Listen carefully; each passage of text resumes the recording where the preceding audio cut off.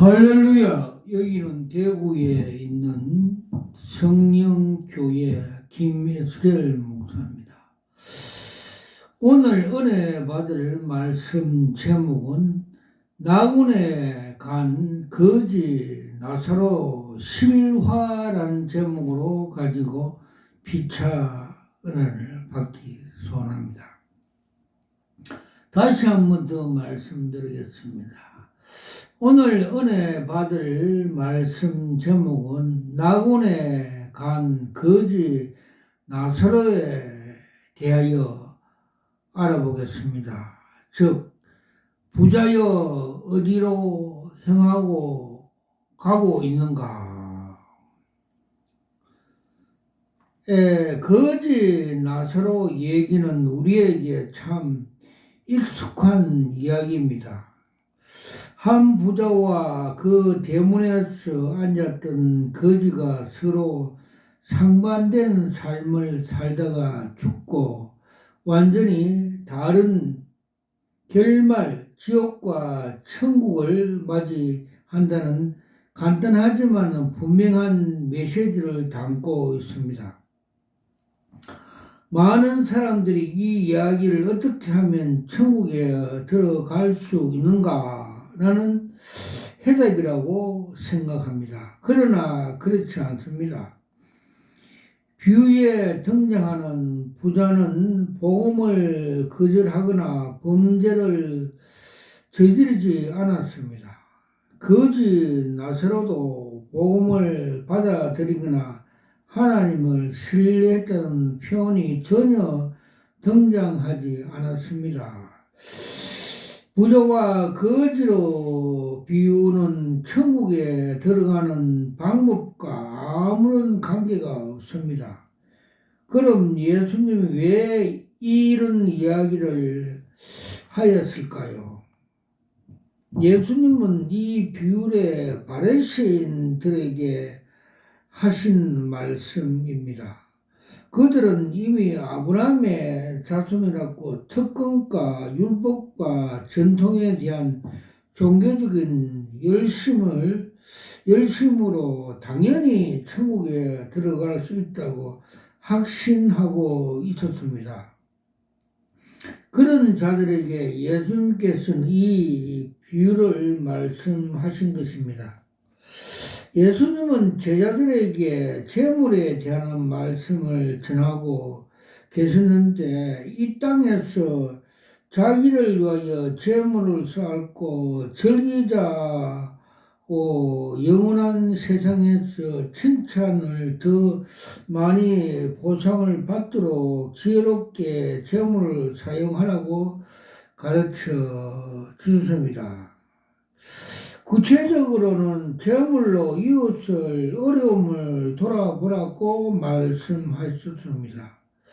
가난한 이웃에게 하나님의 은혜를 드러내는 데 재물을 사용하라고 하셨습니다. 바리새인들은 그 가르침을 비웃었습니다. 돈을 사랑했기 때문입니다. 그들은 그에게 있어서 부자는 하나님께서 사랑을 많이 받은 자, 가난한 자는 심판을 받은 자라고 여겼습니다. 여기에서 이 땅에서 하나님의 사랑, 재물을 충분히 누리면서 11조를 철저히 하고 있으니 그것으로 종교적 의무를 다했다고 생각을 하였습니다. 그런 그들에게 예수님이 이 비유를 들려주신 것입니다. 그들에게 그렇게 해도 지옥에 들어갈 수 있다라고 책망하기 위해서 예수님은 정교하게 지혜롭게 얘기를 구성하였습니다. 부자와 나사로 비유는 어떻게 하면 천국에 들어갈 수 있는가 보다는 어떻게 하면 지옥에 들어가는가에 대해서 얘기를 하고 있습니다. 오늘 놀라운 비유를 통해서 부자의 삶이 가져온 영원한 결과, 그 신과학성에 대해서 살펴보기를 하겠습니다. 그리고 오늘날 우리가 재물을 사용하는 모습에 대해 돌아보는 시간을 갖기 원합니다. 비유 속에서 등장하는 두 사람, 부자와 거지 나사로의 삶을 세 부분으로 살아있을 때, 죽었을 때, 죽은 후에 나눠 살펴보겠습니다. 먼저 이 땅에서 삶을 알아보겠습니다. 아라비아 숫자 하나, 이 땅에서 삶이란 19절에서 21절 말씀입니다. 부자는 아주 호화스러운 삶을 살아왔습니다.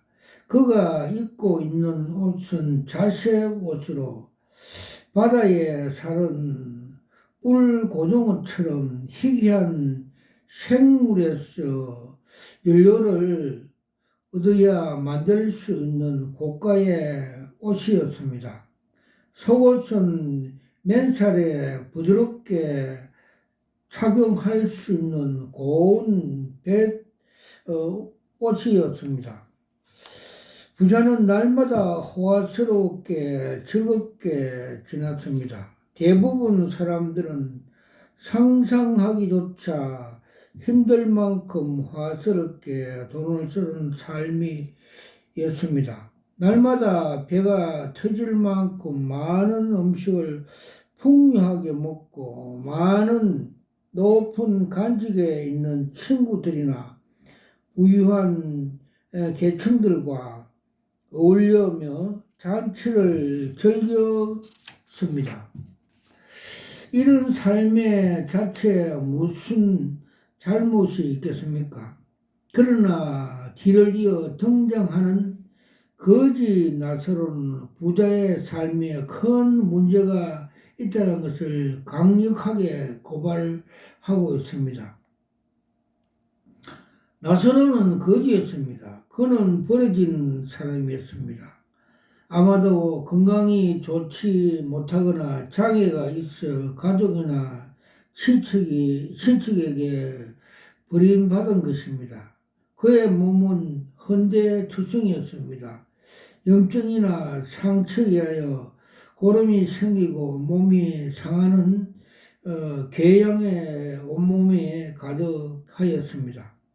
그는 그를 버린 이유는 그리고 다른 곳이 아닌 정확하게 부자 대문 앞에 버려진 이유는 그것이 거지 나사로가 생명을 보존할 수 있는 유일한 방법이라 생각했기 때문인 것입니다. 그 부자에게 은혜를 잊고 살 수 있다는 기대감 때문입니다. 부자는 집을 드나들 때마다 자기의 문 앞에 있는 거지를 보았을 것입니다.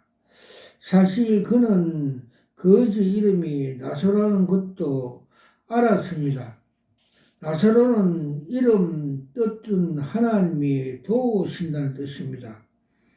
부자가 하나님을 두려워하고 그분의 뜻대로 살기 원하는 자였다면 대문 앞에 비참한 삶을 살아가는 이 거지에게 자기 손으로 하나님을 도움을 베풀어야 할 것입니다.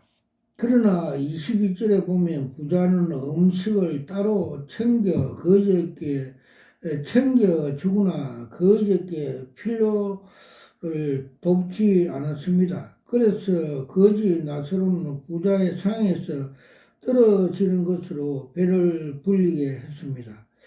부자가 다 먹고 남은 것 버리고 모아둔 것으로 생명을 보존하려고 했습니다. 부자가 음식을 주지 않았기 때문입니다. 부자는 거지의 몸을 보호할 수 있는 옷을 주지 않았습니다. 그래서 개들이 와서 거지의 몸을 핥았습니다. 당시 유대 사회에서 개들은 오늘날 쥐와 같은 존재입니다.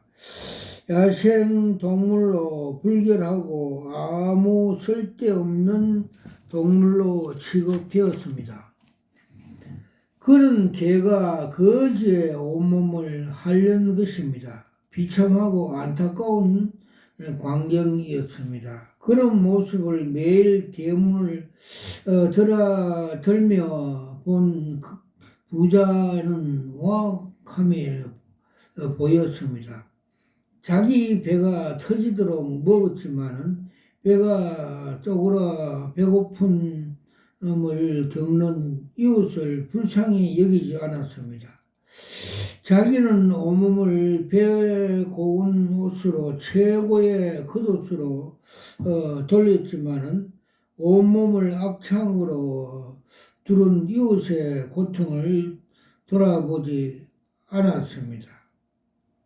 잠언에 이런 말씀이 있습니다. 의인은 가난한 자의 사정을 알아주나 의인은 알아준 지식이 없느니라. 잠언 29장 7절. 다시 한번 하겠습니다. 의인은 가난한 자의 사정을 알아주나 악인은 알아줄 지식이 없느니라. 잠언 29장 7절 말씀. 부자는 하나님 앞에서 악인이었습니다. 예수님을 따른 제자들은 반드시 이웃에게 하나님의 은혜를 나타내는 모습으로 재물을 지혜롭게 사용해야 하는데 부자는 그 반대로 삶을 살아왔습니다. 그 바로 앞에 개나 고양이가 굶고 있어도 그 사정을 알아보게 되는데 부자는 자기 형제 하나님의 형상을 따라 시험받은 사람의 사정을 알아주지 않았습니다. 그런 삶을 계속해서 살아가다가 어느 날 부자가 거지와 같이 죽게 됩니다. 아르베타 두 번째 죽음 22절 말씀. 두 사람은 죽음은 아주 짧게 기록되었습니다. 22절에 죽으라는 짧은 표현으로 두 사람이 죽음이 간단하게 설명합니다. 하지만 아무도 이 비유를 듣고 있던 바리새인들은 두 사람의 죽음에 어떻게 하는지 충분히 상상할 수가 있는 것입니다. 거지는 어떻게 장례를 치르고 부자는 어떻게 장례를 치르는지 다 알고 있었던 것입니다. 부자 아니 거지 나사로로 같이 돌아보는 사람이 없는 극빈층의 경우 그 시체를 거두어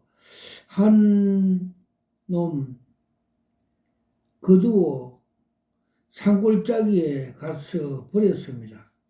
한 모퉁이 산골짜기에 가서 버렸습니다. 그곳은 예루살렘 성에서 나오는 쓰레기 소각하는 장소에 십자가형을 받는 시체들을 여기에 버려 함께 태워버리기도 하였습니다.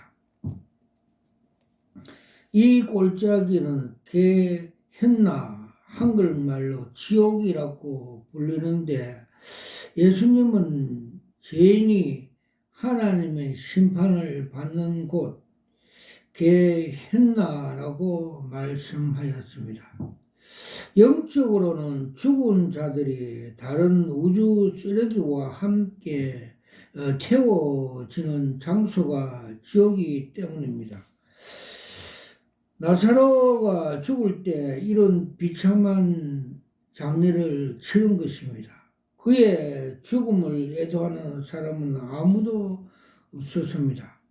부자는 반대로 아주 성대하고 엄숙한 장례식을 하였습니다.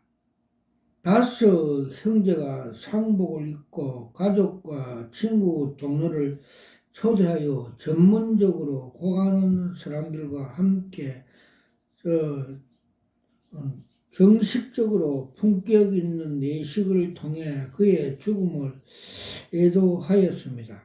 그의 시신은 예수님의 시신을 받는 부자 요셉 가족처럼 넓고 쾌적한 동굴 속에 삼배 수유와 향로로 감싸 안치되었던 것입니다. 이렇게 이 땅에서 그들의 삶은 마감되었습니다. 만일 삶이 이렇게 전부라면, 여기서 끝난다면 부자의 삶이 아무런 가난한 이웃을 돌아보지 않는 이기적이고 악한 삶이라도 해도 이 문제가 되지 않을 것입니다. 문제는 죽음은 또 다른 삶, 영원한 삶을 통과하는 문에 불과하다는 데 있습니다. 세 번째, 죽음의 이유의 삶, 23절에서 31절. 죽음의 가문을 넘었을 때 거지가 기다리고 있는 자들이 있으니 그들은 바로 천사였습니다. 천사가 거지를 보위하여 아브라함 품에 인도하였습니다. 예수님은 아브라함의 이름으로 의도적으로 넣어서 말씀하였습니다. 왜냐하면 바레신이 자부하는 그 이름이기 때문입니다. 그들은 믿음의 조상 아브라함과 같은 묘실에 묻히고 그 아브라함의 약속된 나라에 들어가는 것을 기대하였습니다. 그런데 정작 아브라함의 품이 안에 들어갈 것은 거지였습니다. 그들이 보기에는 이 땅에서 저주를 받은 자라고 말하였습니다. 그것도 천사의 호의를 받으면서 이 땅에서 하나님의 심판으로 재물을 조금이라도 누리지 못한 거지가 이 정도로 대우를 받는다면 바레신들을 보기에 이 땅에서 하나님의 사랑과 은혜인 재물을 넘치도록 받은 부자는 어떻게 대우를 받았을까요?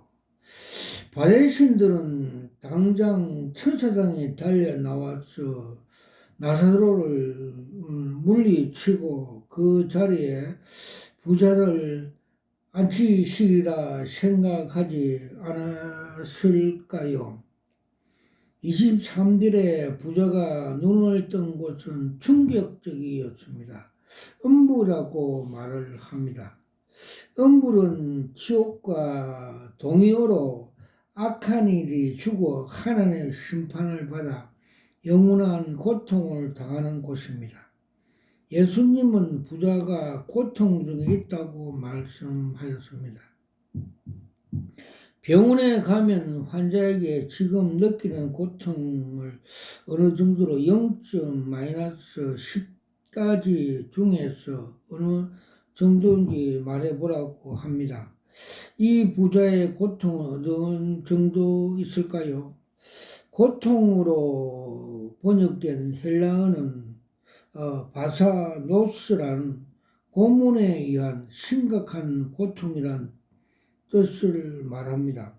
이 단어의 동전 검사관에서 유래됐는데 동전 진위를 검사하는 사람이 동전을 굽으려고 깨물고 자르고 녹이는 것처럼 사람을 그렇게 고문할 때 느끼는 극심한 고통입니다. 동전 검사관이 이렇게 하는 것처럼 사람을 자르고 구부리고 녹이는 고통이 그것입니다. 부자는 자기가 겪는 고통을 마치 불꽃 가운데 괴로워하는 고통이라고 말합니다.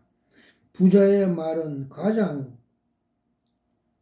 말은 과장이 아닙니다. 예수님은 지옥에 대하여 경고하면서 거기에서 구더기도 죽지 않고 불도 꺼지지 아니하니라고 말씀을 하셨습니다.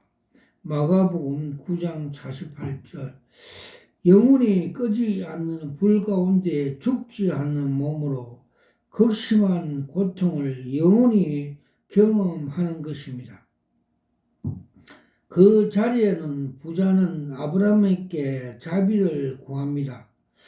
눈을 들어 아브라함과 그 품에 있는 나사로를 간절히 바라봅니다. 불 가운데 있는 자기를 위로할 사람은 그들뿐이라는 소망을 가지고 매달립니다. 즉 아버지 아브라함이여 나를 긍휼히 여기사 나사로를 보내어 그 손가락 끝에 물을 찍어 내 혀를 서늘하게 하소서. 내가 이 불꽃 가운데 괴로워하나이다. 24절. 그에게는 은혜를 내려달라고 구합니다. 자기의 사정을 불쌍히 봐달라고 호소합니다. 물 한 잔, 물병도 아닌 손가락 끝에 물을 한 방울이라도 달라고 합니다. 그 정도로 절박한 상황이었습니다. 그런데 들어오는 아브라함의 대답은 그가 다시 요구하지 않게 될 정도만큼 냉정했습니다. 얘야, 너는 살았을 때 좋은 것을 받았고 나사로는 고난을 받았으니 이것을 기억하라. 이제 그는 여기서 위로를 받고 너는 괴로움을 받으리라. 25절. 에야란 말은 탕자가 아버지가 큰 아들에게 부를 때 쓰던 말로 애처롭고 안타깝게 여기는 마음이 포함되는 말입니다. 아브라함은 부자의 처지를 불쌍히 여겼습니다. 하지만 그는 냉정하게 말합니다. 너가 죽기 전에 누렸던 좋은 것이 기억하느냐? 그때 너의 집 대문 밖에서 고난을 받는 나사로를 기억하느냐? 너는 그때 나사로를 어떻게 대하였느냐? 문 밖으로 나와 그 불꽃 가운데 당하는 고통 같은 배고픔으로 너를 바라보고 있는 거지 입에서 너의 빵 조각이라도 넣어 주느냐? 나사로가 기도하지 않았습니까? 않겠느냐? 하나님이여 나를 긍휼히 여기소서. 저 부자를 보내어 그 손가락 끝에 빵 한 조각이를 묻혀서 내 배를 불리게 하소서. 내가 이 배고픔 가운데 괴로워하나이다. 너는 그때 무엇을 하였느냐? 너가 너의 허락한 재물을 너는 어떻게 사용하였냐? 만일 아침마다 집에서 나올 때 매일 저녁에 집에 들어갈 때마다 너는 그의 간절한 요구에 어떻게 반응하였느냐? 대문 앞에서 배고파 죽어가는 상처 입은 거지를 개가 헐고 있는데 너는 어떻게 날마다 호화스럽고 즐겁게 하면서 너를 위해서 살 수 있느냐? 그러니 이제 그는 여기서 위로를 받고 너는 괴로움을 받는 것이 당연하다고 말씀하였습니다. 아브라함은 중대한 사실을 하나 알려줍니다. 이 땅에서 언젠가는 이웃에 긍휼을 베풀 수 있지만 문 하나에 지나면 되지만 죽음 그 이후에는 큰 구렁이가 있어 서로에게 오고 갈 수 없다는 사실입니다. 죽음 그 이후에 맞는 영원한 결말에는 더 이상 호의나 은혜를 기대할 수 없다는 것입니다. 더 이상 희망이 없다는 것입니다. 두 번째, 기회도 없다는 것입니다. 그것으로 끝이 난다는 것입니다. 그러니 이 땅에서 우리에게 주어진 삶이 얼마나 중요합니까? 영혼을 결정짓는 모든 기회와 요소가 여기에 주어집니다. 이 땅에서 재물을 어떻게 사용하는지, 긍휼과 자비를 어떻게 내 재물로 나타내는지, 영원히 우리가 받을 긍휼과 자비를 결정한다는 것입니다. 부자는 이제 그 중대한 진리를 깨달았지만 이미 너무 늦어버린 것입니다. 그래서 그는 더 이상 자신을 위해서 구하지 않고 자기처럼 살고 있는 형제들을 걱정합니다. 그러면 아버지여 구하노니 나사로를 내 아버지 집에 보내소서. 내 형제 5이 있으니 그들에게 증언하게 하여 그들로 이 고통받는 곳에 오지 않게 하소서. 27절 28절 재물을 자기 자신을 위해서만 사용하고 이웃을 얼음을 돌아보지는데 쓰지 않는 삶, 그것은 부자의 형제들이 보여주는 삶의 모습이었습니다. 그리고 그 결과가 어떠한 것을 부자는 지금 직접 경험하고 있습니다. 아주 고통스럽고 소망이 없는 삶이 영원히 지속된다는 것입니다. 이를 멸망이라고 합니다. 부자 생각에는 나사로가 다시 부활하여 자기 집에 가서 형제들에게 이 사실을 말해주면 형제들이 정신을 차리고 회개할 것이라고 생각했습니다. 적어도 그들만큼은 이곳에 오지 않게 되기를 바랬던 것입니다. 사실 지금 지옥에서 고통을 당하는 모든 영혼이 울부짖는 것이 바로 여기에 있습니다. 누구든지 이 고통받는 곳에 오지 않게 하소서. 자기 대문 앞에 있던 나사로를 알아본 형제들이 틀림없이 나사로의 정은의 길을 기울 것이라고 기대했던 것입니다.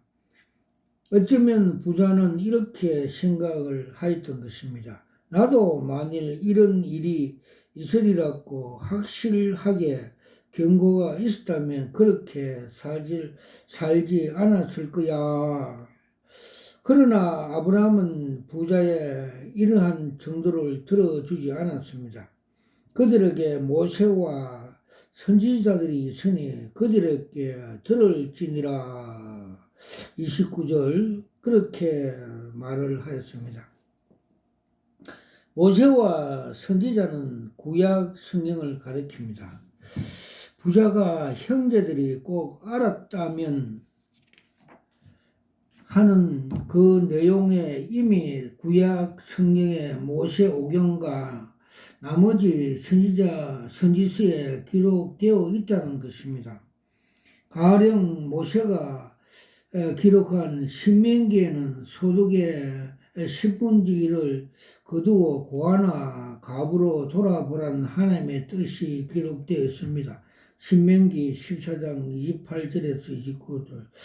선지자 이사야는 가난한 자의 물건을 탈취하는 죄를 꾸짖어 하나님이 기뻐하는 금식은 줄인 자에게 양식을 주는 것이라고 말하고 있습니다. 이사야 58장 6절 7절 에레미야도 이방인 고아 가브를 압제하지 말라고 가르쳤고, 에스겔도 가난하고 궁핍한 자를 학대하는 자는 죽을 것이라고 경고하였습니다. 에스겔서 18장 12절에서 18절, 아모스, 미가서, 스가리아서, 말라기 등 계속해서 성경은 부자가 잘 몰랐다고 생각하는 그 사실을 반복적으로 말하고 있습니다. 나사로가 나사로 거지도 않아도 이미 성경은 그 사실을 분명하고 확실하게 증언하고 있습니다. 그러니 부자는 죽은 자가 살아나면 어떻게 반응을 이룰 것이가 이라고 생각합니다. 그렇지 아니하니이다. 아버지 아브라함이여, 만일 죽은 자에게서 그들에게 가는 자가 있으면 회개하리로다. 30절 이렇게 탄식하고 있습니다. 기록된 성경을 충분하지 않는다는 것입니다. 보다 확실한 표적, 충격 요법이 필요하다는 것입니다. 그것이 진짜 사실이라고 믿어질 만한 증거가 있으면 제대로 경고를 받을 수 있을 것이라고 생각합니다. 부자의 모습은 여기서만 마치 바리새인 같습니다.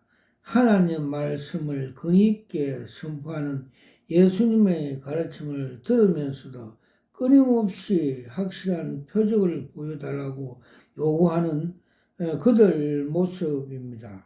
아브라함은 이렇게 말을 합니다. 즉 모세와 선지자들에게 듣지 아니하면 비록 죽은 자가 가운데서 살아나는 자기가 있을지라도 그람을 받지 아니하리라고 말씀합니다.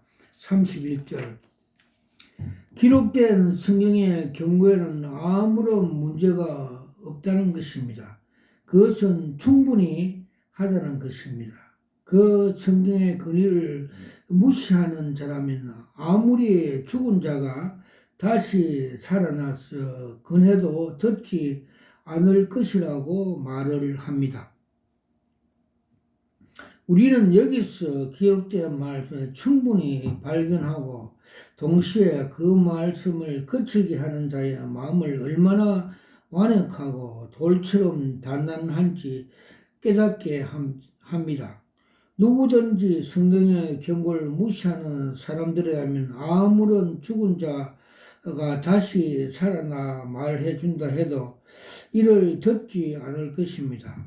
그 사람의 마음은 그만큼 높고 교만하다는 것입니다. 참 흥미스럽게도 이 비유를 만들어 얘기하시는 예수님이 바로 죽은 자 가운데 살아난 자가 되었습니다. 그분이 말씀에 기록한 것이 바로 이 신약 성경입니다. 그래서 이 성경을 거부하고 그 근위를 무시하는 사람들은 정말 비유 속에 아브라함이 말한 것처럼 성경을 무시한 것뿐만 아니라 죽은 가운데서 살아난 의의 정언을 듣지 않는 사람들이 된 것입니다. 또한 또 한 가지 흥미스러운 것은 이 거지의 이름이 나사로인데 또 다른 나사로가 성경에 나오는 것입니다. 그는 마리아, 마르다, 오라비라는 정말 이 땅에서 죽은 지 사흘쯤 되는 날에 살아났습니다. 그는 부활이요 생명이신 예수 그리스도를 증언했지만 많은 바리새인과 그들이 추종자들이 나사로 말도 거절하고 예수님도 받아들이지 않았습니다. 인간의 마음은 이렇게 완악하는 것입니다. 예수님의 비유가 이렇게 끝났습니다. 바리새인은 어떻게 반응을 했을까요?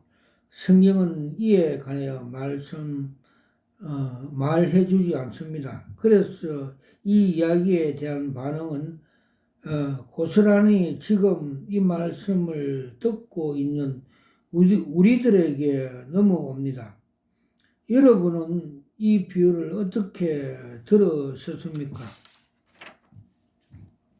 어떤 분은 긍휼이 없는 부자의 모습을 보며 나는 저 정도는 아니라고 안심했는지 모릅니다.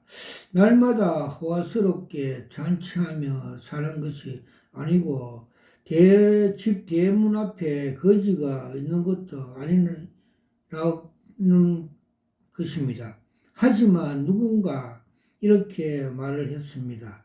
부자는 자기가 한 일 때문에 지옥에 간 것이 아니라 자기가 한 것 때문에 지옥 간 것이 아니라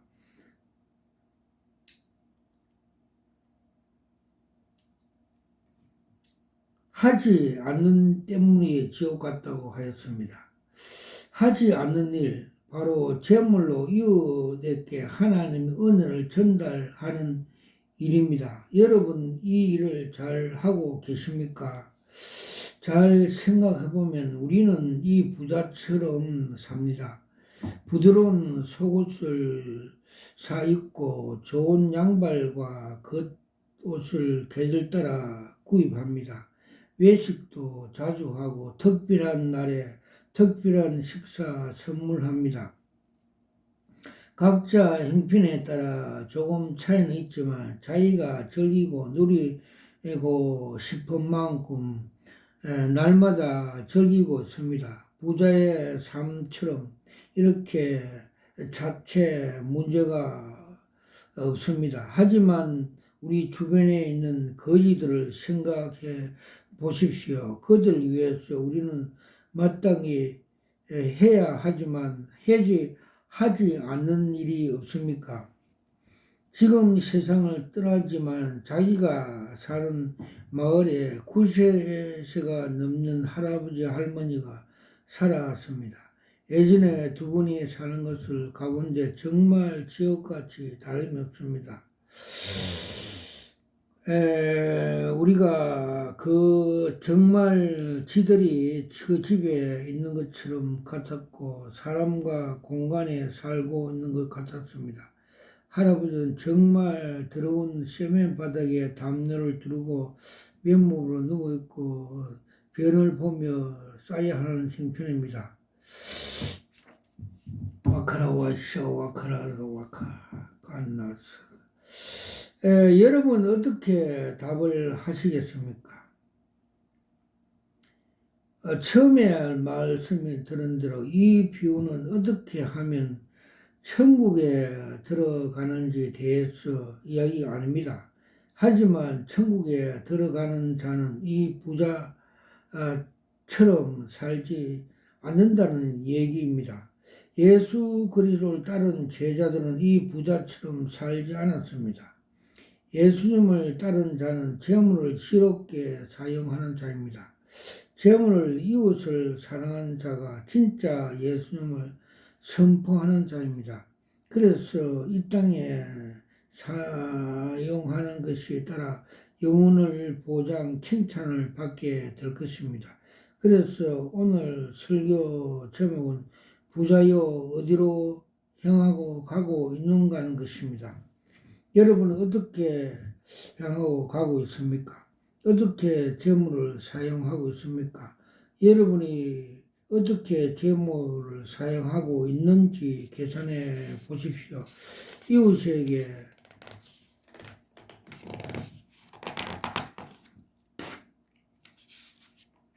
이웃에게 하나님의 자비의 사랑을 베풀기 위해서 어느 정도를 사용하고 있는지 보십시오. 거지에게 던져두는 빵 부스러기만큼 사용하고 있는 것으로 만족하지 마십시오. 예수님은 이렇게 말씀을 하였습니다. 너의 소유를 팔아 구제하여 낡아지지 아니하는 배낭을 만들라. 곧 하늘에 둔 바 다함이 없는 보석이니 거기에 도둑도 가까이 하는 일이 없고 좀도 먹을 일이 없느니라. 너희 보물이 있는 곳에 너희 마음도 있으리라. 누가복음 12장 33절. 당신의 보물이 영원한 처소가 있다는 것을 지금 보물을 사는 곳을 통해 보여주고 있습니다. 마지막으로 이 비유를 놓치지 말아야 할 교훈을 기억하여 보십시오. 아직까지 다가올 영원한 세상을 믿지 않고 그 세상을 왕이신 하나님을 받아들이지 않는 분들에게 말씀을 드리고자 원합니다. 지금 천국이 진짜입니다. 여러분, 천국이 진짜입니다. 그리고 지옥도 진짜입니다. 이 땅에 기록된 성경 경고를 무시하며 영원한 세상에서 다가올 기회가 없습니다. 영원히 고통스럽고 소망이 없는 곳에 이 땅에 있는 가족들만 해도 이곳에 오지 않게 되기를 바라며 후회하게 될 것입니다. 이 말씀을 듣고 있는 지금 이 시간에 그렇게 다가오지 않는다면 그만큼 완악하게 단단한 돌 같은 마음을 제거하고 살처럼 부드러운 마음을 달라고 구해 보십시오. 에스겔서 11장 19절, 36장 26절. 하나님은 구하라고 하셨습니다. 구해 보십시오. 그리하면 그분이 주실 것입니다. 하나님을 만날 수 있을 때, 찾을 수 있을 때 만나라고 찾으십시오. 우리는 은혜의 날이지만 내일은 심판의 날입니다. 오늘 은혜를 구해 보십시오. 아멘. 할렐루야. 와카라와이샤 와카파파 칼라와이샤 와카파파 마카파파파 칼라와이샤 와카라와샤 와카. 저는 대구에 있는 성령교회 김혜수열 목사입니다. 저는 목사 안수 받을 때 요한계시록 2장 17절에 나오는 계시 은사, hin돌 은사를 받았습니다. 그리고 에스겔 3장 33장에 나오는 파수꾼 사명을 받고 이렇게 나팔을 불고 있습니다. 그래서 주님께서 많은 계시를 보여주셨는데 몇 가지만 소개하겠습니다. 즉 한국교회 그 부패상에 대해서 많이 보여줬습니다. 서울에 여의도에 있는 대형교회는 주식회사라고 보여주셨고 또 명일동에 세속하는 교회는 큰 저수지에 물이 고갈되어 갖고 간판이 없고 북한 세습 족벌 국가를 상징해 보여주습니다. 그리고 서초동에 있는 대형 교회, 거기는 웅장함과 화려함으로 믿음에 갈취하는 바벨탑 교회라고 보여주습니다. 그리고 대구 화원에 있는 두 교회를 보여주는데 한 교회는 교회 학장과 자아실현에 주역하여 십자가의 원수 행위를 한다고 보여주었고 그 옆에 있는 교회는 또 바레신과 같이 검찰청 검사같이 그렇게 목회를 하고 또 성령의 은사를 무시하여 우울증 환자처럼 그렇게 병원에 다닌다고 그렇게 보여주습니다. 그리고 경산에 있는 어느 목회는 요술 목회, 알라빈 레임프 같은 사기성 목회를 한다고 보여주십니다. 그리고 대구에 있는 모군의 어느 신천지 그 6단계 교육받고 설교하는데 제사장복을 입고 12보석을 달고 설교하다가 되돌아서서 엉덩이를 붓고 추잡한 행위를 하는 것을 보여줬습니다. 와카라와이샤 와카파파파 갈라와이샤 와카마카가 갈라와이샤 와카라와사 그리고 정광훈 목사가 그에 대해 정체성을 주님께서 많이 보여주셨습니다. 그는 전 더불어당 이해찬같이 정치꾼으로 보여주셨고, 그는 이데올로기와 자아실현과 정치권 쟁탈을 위하여 많은 그 성도들을 미혹 선동하여 가짜 복음, 다른 복음으로서 우상화, 십자가 복음 위에 올려놓고 우상화, 우상 숭배한다고 그렇게 보여줬습니다. 와카라와이샤 와카라사 칼라와이샤 와카마카라사마카라. 또 몇 년 전에 어느 청도 있는 목사님, 수양하는 목사님이 한때 잘 나가다가 암병에 걸려서 수술해서 회개해서 제가 집회를 하는데 그 속에서 검정색 항소 마귀가 뛰쳐나옴으로써 암이 중지가 된 걸 보여줬습니다. 와카라와이샤 와카라와이샤 와카라나타라. 또 대구에 산돌교회 하는 어느 목사님이 꽃뱀 그 전도사가 들어서 같이 살면서 사역하는데 그 꽃뱀이 이때까지 20년 동안 열매 잘 맺은 그 사역 결과를 다 흐트리고 못 먹게 상금을 묵살시키는 꽃뱀의 그 계시를 보여주셨습니다. 와카라와샤와카바바바파 갈라와샤와카마카브라타샤와카라. 그리고 주님께서 그 조용기 목사님이 소천하는 날 그분의 정체성을 보여주십니다. 그분이 서울 대조동의 개척교회 할 그 종탑 옆에 있는 종봉알이 땅에 떨어지는 걸 소천하는 날 계시를 보여주십니다. 그래서 제가 깜짝 놀라서 일어나서 다니엘 같이 주님 이거 무슨 계십니까? 기도를 하였습니다. 그때 주님께서 계시를 풀이해 주십니다.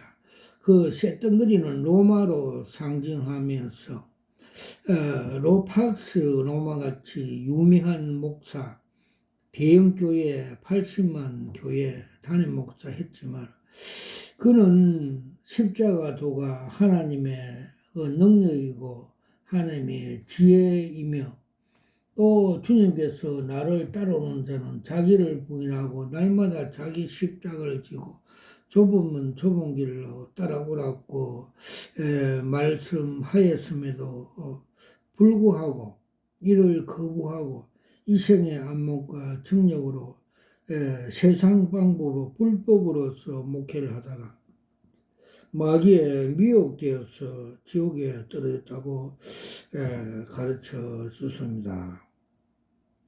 와카라와이샤 와카파파팔라카사마카. 주님께서 천국에 가는 계시를 한 장 보여주십니다. 즉 시험장에서 S코스, T코스 그 시험장 운행 주행하면서 앞다에 빵꾸가 터지고 고난이 있어도 끝까지 준행하여서 그 합격선 결정전에 합격을 하여 두 손을 들며 환영하면서 기뻐하면서 천국에 입성하는 계시를 보여주십니다. 그래서 그 천국도 이런 방법으로 간다고 가르쳐 주십니다. 와카라와이샤 와카파파파 갈라와이샤 와카마카라타사마카티김기. 70년도, 80년대에 대구에서 유명한 치유 사역자 현신의 근사가 죽어서 천국을 가니까 자기와 조용기 목사님과 몇몇의 목사들이 그 생명책에 그 이름이 등재되어 있지 않고 주님에게 물었는데 우리를 모르냐고 물으니까 모른다 하여 그래서 그 입신에 깨서 이분들에게 찾아가서 조용히 목사와 목사들에게 찾아가서 간증을 하고 자기는 그 제주도에 땅을 숨겨놨던 땅을 팔아서 30억, 500억을 상당으로 북한 선교에 기증하고 기증했다고 간증을 들어봤습니다. 와칼라와샤 와카바라샤 와칼라사. 요사이 예수 믿는 사람도 명당을 해야 자녀들이 잘 되는 그 사탄의 미혹에 빠져 있는 걸 주님께서 계시를 보여주십니다. 요한계시록 20장 13절에 보면 바다에서 내주고 화장 매장와도 아무 관계가 없다는 걸 칩니다. 즉 명당 쓰는 것은 귀신들이 하는 미혹된 행위라고 하였고, 그 명당 옆에 흰 백마가, 날개를 단 백마가 설치는 걸 보여줬습니다. 와카라와쇼 와카마 갈라와쇼 와카마카바카. 그리고 주님께서 그 신천지 두 여자가 포교하러 왔는데 그 정체성을 보여줬습니다. 그들은 술집에서 마약과 술을 취해서 차로 운전하며 국도로 가지 않고 비포장도로 가다가 교통사고로 사망한 걸 보여줬습니다. 저 국도 대신은 예수님, 길이요 진리요 생명 되는 예수님이 진리의 길로 가야 아버지 앞에로 천국에 갈 수 있는데도 불구하고 이들은 그 이단, 신천지, 마약에 취해서 미혹되어서 국도로 가지 않고 샛길로, 농로로, 험한 길로 가다가 교통사고 나서 사망하는 것, 즉 지옥으로 간다는 것을 상징적으로 가르쳐 주셨습니다. 와카라와샤 와칸발라사 마카티키미키 칼라와샤 와칸마카라타사 마카티키미키. 어느 60대던 어느 서울의 집사가 부동산 가게를 하여서 투기로 하여 아파트 14채를 인수하여 많이 소유하였는데도 불구하고 암병 간암이 와서 죽는 걸 주님께서 그 원인을 가르쳐 주십니다. 즉 이생의 안목과 정욕으로 욕심으로 거룩하게 살지 못하여서 하나님의 징계로 간암이 급성 간암이 와서 사망했다는 것을 계시로 가르쳐 주십니다. 그래서 레위기 11장 43절에서 45절 말씀같이 나도 거룩하니 너희도 거룩하게 살아라고 주님께서 계시로 보여주셨습니다. 와칼라와샤 와칼라사 칼라와샤 와칼라와샤 와칼라사 간니클kim 달라사 마칼. 또 주님께서 며칠 전에 오살리 기도원에서 거룩한 방패 기도에 하는 정체성을 주님께서 보여줬습니다. 거센 파도가 밀려오고 엄난 귀신들이 몰려오는 것을 큰 방패, 돌로 넣은 철망 방패를 막고 있는 계시를 보여주셨고, 주님께서 그 집회를 기뻐하는 집회라고 계시로 보여주셨습니다. 와카라와이샤 와카라사 마카테키메케 깔라와이샤 마카테키메케. 주님께서 요한계시록에 나오는 셋째 하늘, 셋째 천사가 셋째 나팔을 불면 사탄이 그때에 목자들, 거짓 선지자에게 쑥물을 먼저 먹이고 그 쑥물 먹은 거짓 선지자들이 교회 물샘에 떨어져서 교인들에게 또 쑥물을 먹여 3분의 1이 죽는다는 말씀대로 그 정체성을 보여줬습니다. 그러니까 상수도 수원지에서 쌀이나 독약을 푸니까 물이 흘러서 그 도랑에 많은 고기들이 죽는 것을 상징적으로 보여주습니다. 그때가 지금이라고 가르쳐 주셨습니다. 와카라와 셔와카 파파파 갈라와 셔와카마 카라서와카. 또 김해에 어떤 그 전도사가 안수 기도했는데 부인병으로 고생하였는데 그 원인을 가르쳐 줬습니다. 조상들 그 무당 박수였고 옛날 집이 안수 기도하니까 그 초가집 사찰이 무너지고 불에 타버리고 생평지에 깨끗한 청소되는 그 계시를 보여주습니다. 그럴 때 머리 안수할 때 두 줄기 광선 레이저 빛 같은 게 들어가서 그 부위병이 치료되고 깨끗한 옛날 그 가게의 저주가 다 소멸되는 걸 보여주셨습니다. 와카라와 셔와카마 카라스 갈라와 셔와카마 카라타 샤마 카티키메키. 또 부산에 어느 집사가 왔는데 그 사채하면서 욕설을 많이 하기 때문에 그래서 그 욕설이 독이 돼서 쌓여서 자기 몸에 암병이 왔다고 계시로 보여주습니다. 그래서 우리가 욕을 많이 하고 독한 말을 하면 그것이 자기 몸에 그 간암 또 위암 각종 질병으로 온다는 계시를 보여 주셨습니다. 와카라 와이셔 와카마 카라서 와카탄타 칼라 와이셔 와카라 와이셔 와칸나 브라티즈. 저기는 여기서 제가 참 25년 동안 사역하는데 주님께서 하늘에 영광을 많이 보여주셨습니다.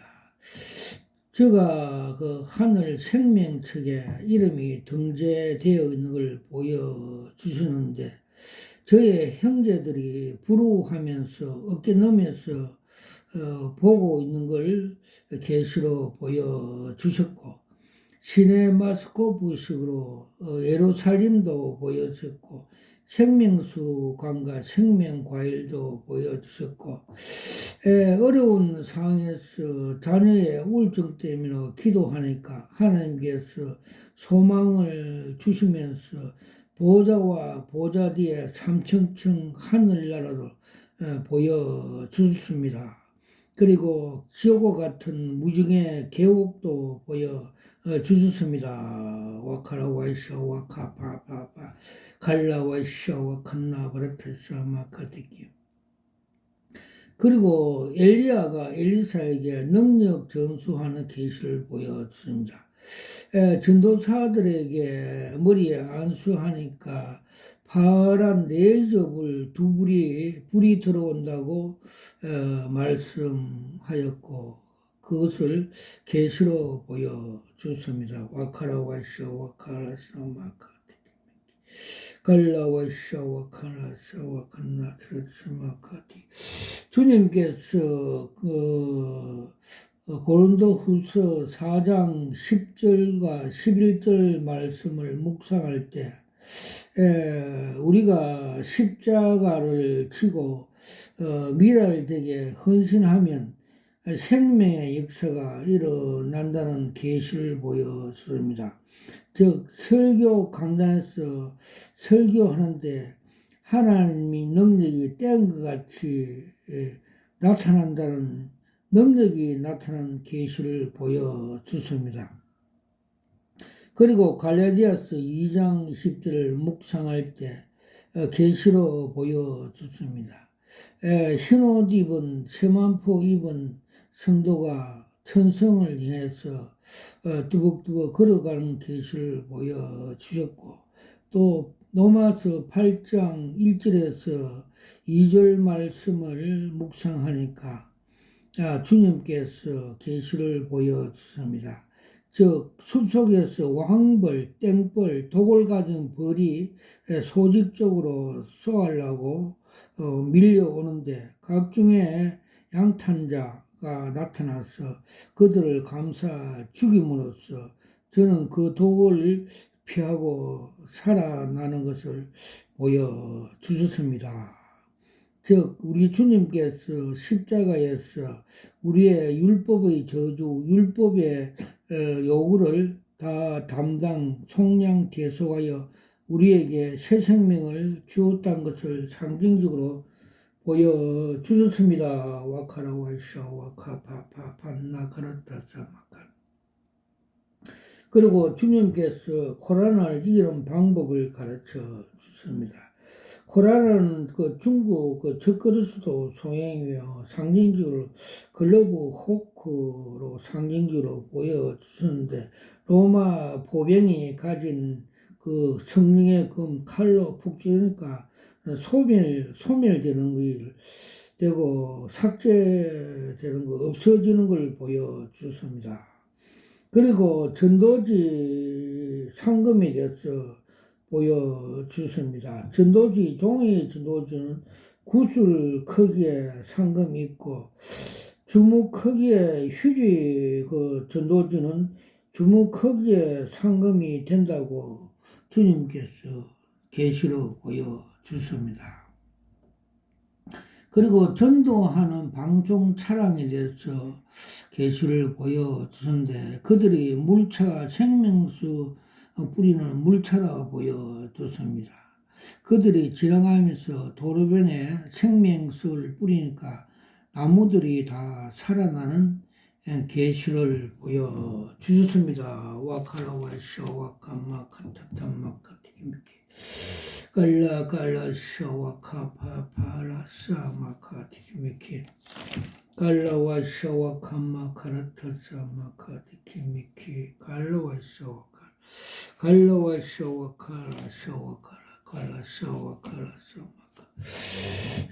제가 30년 전에 대구 달성, 현풍 달성교회 안수 집사로 있을 때, 건축 헌금 1,000만 원 상당으로 주님께 드렸는데, 주님께서 기뻐하시면서 계시로 그림 한 장을 보여주십니다. 소직이 안전모를 쓰고 작업복을 입고 어깨에 철근을 어깨에 메고 교회 건축 하나님 성전 하나님 나라를 세우는 그림을 보여주십니다. 그래서 주님께서 너희들이 무엇이든지 심은 대로 거두리라 30배, 60배, 100배의 거두게 된다고 계시를 보여 주셨습니다. 모든 영광을 하나님 앞에 올려드립니다. 아멘 할렐루야.